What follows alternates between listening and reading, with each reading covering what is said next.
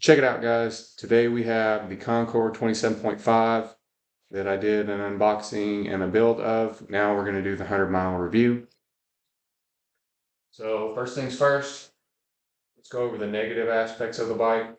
'Cause I'm sure that's what people want to hear. What are the bad qualities? And then we'll get into the good qualities. Well, so the first thing I would say negative about the bike is that while I was riding it, about every 10 miles, I ended up having to, up until this last ride, I rode for 20 miles every day, besides one day when it rained. But anyway, so I was having issues with this seat. Every 10 miles, it would go down, shift down a little bit because I was riding in some rough terrain and I was still sitting on the seat. I found that in the rough terrain, if I just got off the seat, I didn't have that issue as much. But I also tightened down this seat clamp a little bit more throughout the week, and I think it resolved that issue. I didn't have it occur near as much as I did the initial like 2 days riding it. What else? Negative. The climbing gear. I would say the climbing gear is adequate for if the bike goes flat and you want to ride around without juice, but it leaves something to be desired if you're going to be climbing significant hills. I think you can do it. You are going to have to get up off of the seat and really crank it out to be able to push this bike up without assistance. I don't see most people doing that, but in the event that the battery goes flat and you got to climb a hill, I would say that this climbing gear is not necessarily ideal for that. Doesn't I rode the bike just fine. I didn't have any issues, but that is one thing that I would call out as uh, a point for pause if someone were in an area where they wanted to climb a bunch of hills, possibly with the bike off or with no assistance. Let's see, any other negative things? Originally, I said that I didn't like these plastic pedals. I've used them. There's no issues, not much flex. I don't think there's any problems with it. Uh, oh yeah, the bell. So the bell that came with the bike, I ended up having to put it over a little bit, shifted as a result of the controls on the bike. So I had to put it kind of outside of my reach. As a result of that, I started pulling down on it a bit sideways. And when I did, one time, I guess the spring loaded it, incorrectly. And whenever it did, it popped a little spring off of it. So I wasn't able to use the bell. I think that was like my third ride that happened. And it was really windy, so it blew the little dinger out into the grass, and I wasn't able to recover it. So I need the bell now. It doesn't mean that it didn't work. It worked really, really well. It was just the result of me pulling down too far. I've done this on other bells as well. You just pull down too far on it and then it just pops right out. So just maybe check that and make sure it's seated down in there before you go on rides. Um, I would say that the shifting down, it's not bad. Maybe I could just use this barrel adjuster and adjust it. But I did find myself whenever I shifted down, it would do a little clanking noise, and I'd have to like push it ever so slightly to be able to get it to adjust just a little bit more. And when I did that, it finally stopped making that noise. And I found myself having to do that every time I shifted down. But it was fine. I mean, when I say this, when I'm talking about this, it's almost indescribable or almost unnoticeable. Um, I just notice it because I can feel it while I'm riding. Someone who is very particular about their shifting would probably be bothered by it, but somebody who's just riding the bike normally, they probably won't even notice. Um, yeah, I think that's about it. The seat is a little short for me as far as like size. I prefer it to be a little bit longer and a little bit thinner, but it's comfortable. I would say for the price of this bike, which was I think $459, something along it's somewhere around 500 bucks. It's a pretty decent seat. The whole package in general, I'd say for 500 bucks is a pretty decent deal. Um, yeah, that's about all for the negatives. As So let's go into the positives. One of the biggest positives about this bike is that the range is freaking excellent. It's way better than what they state. So they state it's about 20 miles of range. I've been riding the bike just about all week except for one day, and I charge it all the way up, and I've been riding on the same charge for I think the last 5 days or 6 days. And on level one, I was able to get 95 miles of range. Now, keep in mind, I'm in Iowa. I'm not on my normal ride. I'm not going up and down hills. There are very slight hills here, but the majority of the ride was just flat out. There were days where it was extremely windy, so that did probably bring down the range a little bit. You might be able to get a little bit more than 95 miles range out of it. But I got 95 out of it, and I would say, you know, depending on your fitness level, you may get a little bit less than that, but I would say it's safe to say that you're going to get like 80 miles of range on level one assist if you're putting in any kind of effort. That is way more than what the bike states. I mean, that is like 4 times more than what the bike states. So that's pretty awesome. The computer on it is very easy to read. It's got 5 levels of assist. It shows the odometer, the mileage, and a couple other settings that I don't know what they do, but they just show some numbers that potentially you could maybe adjust on the bike. Let's see what else. The brakes, they're cable disc brakes. I liked them. They worked really well for the weight of the bike. I never had any issues stopping, slowing down. I didn't have the flex that I've had in some cables that I have had on other cable disc brake cable disc brake bikes. Um, let's see, the assist on it works really, really well. I didn't at first, as a result of getting like 95 miles of range, when I like my first 2 rides, I got 40 miles and I didn't even seem like I even impacted the battery at all. Like it didn't even come down. I thought there was something wrong with the computer at that point. But then you know, I just kept going to see if it would, come down. And on the third day, it finally started to come down. And I thought maybe I was just overriding the bike and that it wasn't providing assistance, and that was why I was getting that crazy amount of range. But then today, on the last day, I was about 11 miles into the ride. Well, really, I was 8 miles into the ride whenever it started, this last bar started coming off. Um, and then I think at 11 miles, it completely went flat. And from there, it was very noticeable. Like the assist was just not there at all whatsoever. It had been coming in and out, but phasing in and out, but at that point there was no assist, and my average speed dropped by like 2 or 3 miles an hour, or my speed dropped by 2 or 3 miles an hour. I was able to maintain 15, 16 miles an hour, no problems throughout the entirety of the week. As soon as that assist went down, I was at like 12 miles an hour, which isn't bad, but definitely my legs were working a little bit harder, and it was very noticeable that the assistance had went away. So I'm confident in saying that 95 miles of range, I was actually getting assistance for the most part of it, right? And now, was the assistance on the whole time?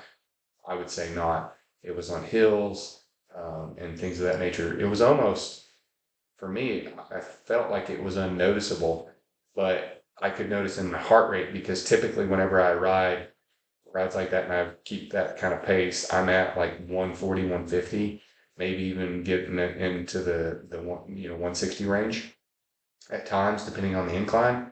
And I was at like 120, 130 the whole time riding this bike. I really had a tough time keeping my heart rate above 120 when riding this bike if there wasn't a hill or wind or something pushing me back, which is a great thing for someone who wants this bike as a commuter, right? I mean, I think that's what this bike is marketed as, is a commuter bike, right? So that's a great thing. The fenders, up until today, I didn't really get that much use out of them, but it rained today and there were a lot of puddles, and I didn't get wet at all. I really didn't even get any kind of muck or anything on my shoes either, so I thought that was pretty great. There was definitely like a little bit of extra stuff that came as a result of the tire just kicking up stuff right here, but for the most part, these fenders are excellent. I did mention in my other video that this fender, like it would mount in the front, and that's actually not the case. I think it mounts right. I ended up mounting it right here, and I also said that these bars like connected where the skewers are, or where the skewer is, and that's not actually the case. There's like actually little bolts, and so that's how you connect this. There's these little bolts and this little bolt right here, and then you're able to put it on there. And it wasn't bent. I didn't have any issues with it. I definitely made sure that I moved it up about halfway on the little on how high it could move up, and it gives it plenty of clearance. And I didn't have any issues. Um, I would say ride height, or excuse me, seat height is pretty good. I'm about 5'11" and 3/4, and I definitely got enough range out of it for me to be comfortable. If you are wearing higher platform shoes and you're close to that 6 foot range, you may end up not having enough. It may put a little bit of stress on your knees. It did that for me, but it wasn't bad. I just ended up having to move the seat forward and backwards and adjust a little bit to be able to get rid of that. But because of the assistance on the bike, I mean, it wasn't that noticeable. Whenever I was riding at speed, I did hear something slapping when I hit really significant bumps, and I'm talking about like just real significant bumps. And I mean, it's a solid fork hardtail bike, so you're going to have a little bit of flex. But these tires, the Chaoying tires, seem to be thick enough to be able to handle it, and it was comfortable enough. I didn't have any problems. There was something slapping. I think it was probably just the chain slapping. This probably doesn't have a clutch on it. It's derailleur. Probably doesn't have a clutch on it, so that's probably really what it was whenever I hit those bumps. I didn't get a chance to use the rack, but it seems solid. I haven't had any issues with it. I do like the fact that the neck or the stem is extended a little bit forward. I feel like on this bike, I can stand up on the bike and be able to ride it like a normal bike if I needed to. And definitely I turned up the range on the gearing and was able to stand up on the bike and ride it. Whereas I've ridden other e-bikes where you can't really stand up on them and it gives you too much assist, and it doesn't feel right standing up. So I mean that's in level 1. If you put it in level 5, I don't know if that's the case. You may end up having to sit in the seat because it may just be too easy for you to pedal. Let's see what else. The shifting works really, really well. I mean, other than having to adjust it a little bit, whenever I shift down, but that's not too big of a concern. The grips, they work. I would prefer to have the grips that have like the extra padding. I typically don't like those grips because of the way they look, but now that I've had them before, I think I like them a little bit more. So I end up having to wear gloves. I would not recommend riding this bike without gloves, just because you will put a little bit more pressure because you're going to be leaning forward a little bit more because you're going to be reaching. And these grips will, kind of hurt your palms if you've ridden for more than like 30 minutes. So we talked about brakes, we talked about the gearing, we talked about the assist, about seat height. I think that's everything. I think we pretty much covered it all. I will say the tires are really great. Maybe it's the thickness, I'm not sure, but these Chaoying, I've never had Chaoying tires, and I didn't really have high expectations for them, but I have went on some slippery pavement that I've done in the past on other bikes with worse tires, and this wasn't slick at all. I took it easy the first time, and then after I went through there, it didn't seem like I had any slippage. I was able to, go a little bit faster and a little bit faster every time I went through, to the point to where I didn't even have to worry about it. I wouldn't say go take these out on a mountain bike trail or something like that where there's slippery rock, but definitely on gravel roads and wet asphalt, it seemed to do really, really well. Yeah, so that's pretty much it for the bike. One thing I did want to do, I don't recommend running the bike all the way flat, but um, I did just for testing the range.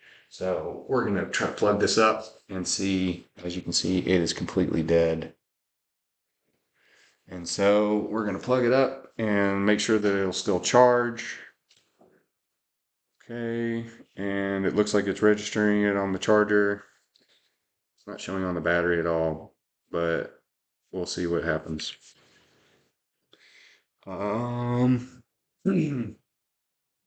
One last thing before we close out.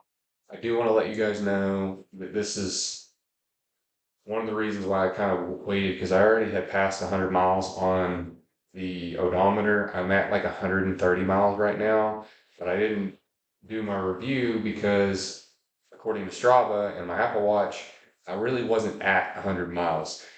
What I've observed with this particular bike, I don't know if this is every bike, it may just be this individual machine that is not perfectly calibrated, but I would say for every 10 miles on my Strava or on my Apple Watch, I'm getting like 12 miles on the bike. So right now I'm at I would say about 100 to 110 miles of actual mileage on the bike according to Strava and my watch, but the bike says I'm at 130 miles. So take that with a grain of salt. It may mean that the bike is telling you you're at 14 miles an hour, 15 miles an hour. Maybe you're, a mile per hour under that or a mile per hour over that. Maybe the range is telling you, or excuse me, the odometer is telling you that you've ridden 40 miles and you've really only ridden 36 or 35.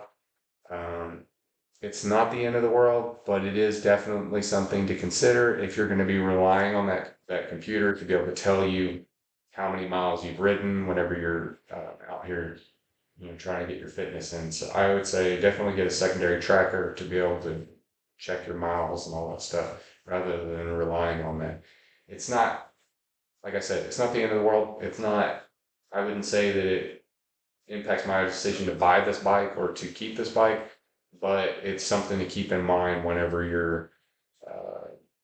you're riding out there you know, and the things don't line up. Just don't be surprised by that. I was surprised by it at first because the calculations didn't seem to be lining up. And then I did those calculations today and I figured it out. And I mean, maybe it's a little bit less than 2 miles per 10 miles of actual travel, but I'm just going to call it that just, as a roundabout number, right? Mileage may vary for you. Anyway, that is my review on the 27.5 Concord. I appreciate you guys watching. Like, comment, subscribe if you want to see any more content related to this bike, or if there's a bike you want me to review, let me know. We'll try to get it and put it on the channel and then get some details on it. All right. Thanks for watching.